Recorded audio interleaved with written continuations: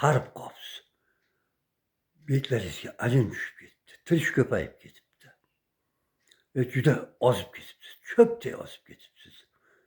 Yaqinda ko'rgandim, ancha tuzuk edingiz, rangingizni oldirib qo'yibsiz. Mana shunaqangi gaplarni ko'p eshitamiz. Eng yomon narsa aynan mana shu insonning qari ekanligini eslatish, kasal ekanligini aytish.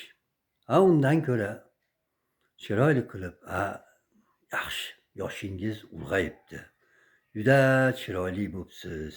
Sizning yoshingizga yetaylik. Agar kasal bo'ladigan bo'lsa, kechagidan ko'ra ancha tuzuksiz.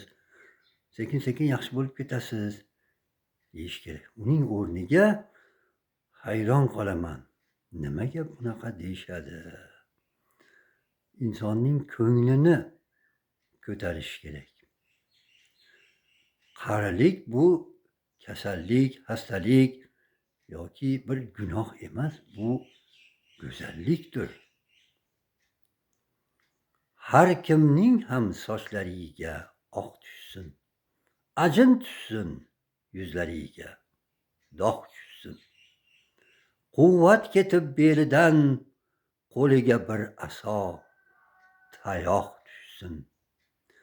Yuzga kirib yorug' yuz, to'ylar ko'rib, yelkasidan tog' tushsin. So'nggi safar oldidan o'z bolasin qo'lidan tuproq tushsin.